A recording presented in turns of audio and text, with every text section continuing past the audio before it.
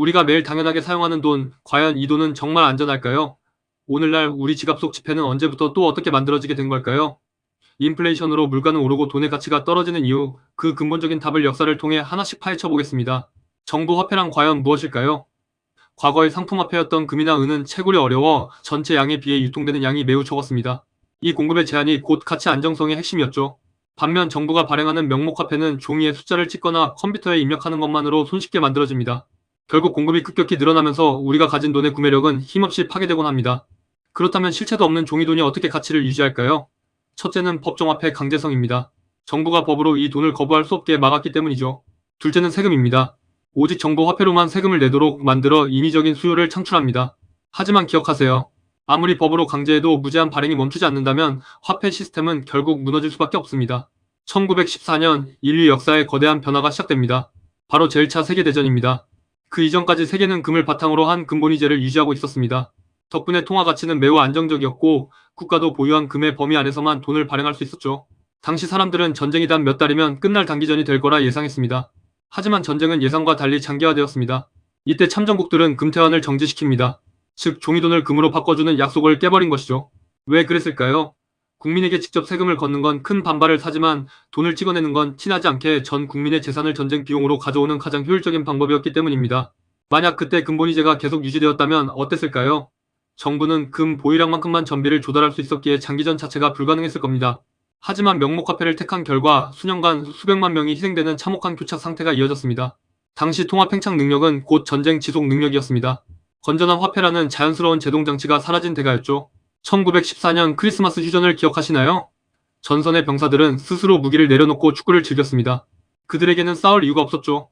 하지만 정치인의 야망과 그것을 가능케 한 종이돈 발행이 무의미한 전쟁을 강제로 연장했습니다. 명목화폐는 단순한 경제 도구가 아니라 인류의 비극을 연장하는 무기가 되었습니다. 1917년 미국의 참전으로 전쟁은 끝났지만 고통은 계속되었습니다.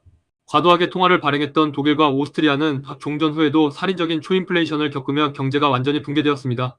총알은 멈췄지만 국민들의 지갑 속 재산은 전쟁이 끝난 뒤에도 계속 빠져나가고 있었습니다. 데이터를 한번 보시죠. 전쟁에 깊이 개입해 돈을 많이 찍어낸 국가일수록 통화 가치는 처참하게 하락했습니다. 반면 근본위제를 유지한 중립국 스위스는 비교적 안정적인 가치를 지켰습니다. 이 수치들은 통화 팽창이 곧 국민 재산의 침식과 직결된다는 사실을 명확히 보여줍니다. 전쟁 후 각국은 근본위제로 복귀하려 노력했지만 이미 돈을 너무 많이 찍어버린 뒤였습니다. 이때 경제학자 하이에크는 시장의 자율에 맡겨졌던 화폐가 정부의 정치적 목적에 휘둘리는 이른바 화폐민족주의 시대가 열렸다고 날카롭게 경고했습니다. 1922년 제노바 회의에서는 근본위제의 변종인 금환본위제가 도입됩니다.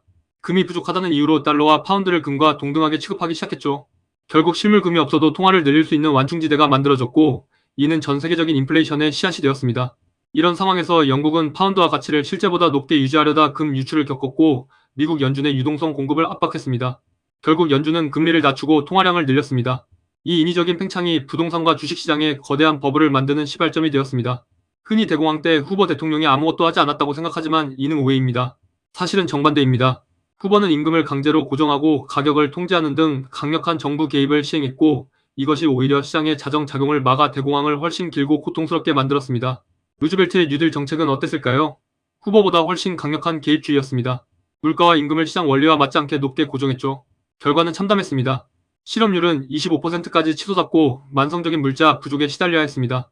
결국 1933년 루즈벨트는 행정명령 6102호를 통해 국민의 금을 강제로 헌납받았습니다. 그 뒤 달러 가치를 41% 절하하며 금 1온스당 가격을 20달러에서 35달러로 바꿔버렸죠.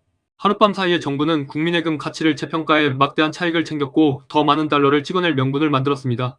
이 시기에 존 메이너드 케인스가 등장합니다. 그는 돈을 써야 경제가 산다고 주장했죠. 저축을 악덕으로 몰고 인플레이션을 성장의 도구로 정당화한 이 이론은 정부의 지출 확대가 절실했던 당시 정치권의 뜨거운 환영을 받았습니다. 정부가 왜 이렇게 케인스주의를 사랑했을까요? 그 이론이 정부의 시장 개입과 지출 확대에 완벽한 명분을 주었기 때문입니다. 사실 케인스 스스로도 자신의 이론이 자유로운 시장보다는 전체주의적 통제국가에서 더 쉽게 적용된다고 인정했을 정도였습니다. 대공황이 근본위제 때문에 발생했다는 주장은 어쩌면 억울한 누명일지 모릅니다. 사실 대공황의 진짜 원인은 근본위제 자체가 아니라 제1차 세계대전 이후 근본위제를 포기하고 무분별하게 통화를 팽창해 거품을 만들었던 정부의 정책에 있었습니다. 제2차 세계대전이 경제를 살렸다는 주장도 통계적 착시입니다. 청년들을 전선으로 보내 실업률 수치는 낮췄지만 배급제로 운영되던 당시 국민들의 실질 생활 수준은 오히려 더욱 피폐해졌습니다. 군비 지출이 곧 경제 번영은 아니라는 점을 분명히 알아야 합니다. 1945년 전쟁이 끝나고 예산이 대폭 삭감되자 케인스주의자들은 대불황을 예견했습니다. 하지만 결과는 정반대였죠. 정부 지출이 줄어들자 민간 경제가 활기를 되찾으며 역사상 가장 가파른 성장기가 찾아왔습니다. 번영은 정부의 돈이 아니라 시장의 회복에서 시작되었습니다. 1944년 브레턴 우주 협정으로 세계는 달러 중심 체제로 재편됩니다. 달러만 금에 고정되고 나머지 통화는 달러에 고정하는 이중 구조였죠. 세계 통화 질서의 중심이 금에서 달러로 완전히 이동한 역사적 전환점이었습니다. 이 체제와 함께 IMF와 세계은행이 출범했습니다. 시장의 자율성을 관리한다는 명분이었지만 실상은 금이라는 닷이 사라진 상태에서 통화 팽창과 인플레이션을 제도적으로 뒷받침하는 역할을 했습니다. 각국 중앙은행이 달러의 화폐를 고정하는 계층적 구조를 통해 달러 기축체제를 지탱한 것이죠. 1971년 8월 15일 닉슨 쇼크가 발생합니다. 베트남전으로 달러가 과도하게 발행되자 각국이 금 교환을 요구했고 미국은 금 보유고가 바닥나자 결국 달러의 금 태환 중단을 선언합니다. 이로써 인류는 실물이 뒷받침되지 않는 완전한 명목화폐 시대를 맞이하게 됩니다. 금과의 고리가 끊어진 뒤 달러는 순수한 종이돈이 되었습니다. 금값이 35달러에서 2000달러 이상으로 치솟은 것은 금이 귀해진 게 아니라 달러의 구매력이 그만큼 폭락했음을 증명하는 것입니다. 명목화폐가 초래하는 가장 극단적인 비극 바로 초인플레이션입니다. 역사적으로 근본이제 하에서는 사례가 거의 없던 일이 정부가 마음대로 돈을 찍어내기 시작하면서 수없이 반복되었습니다.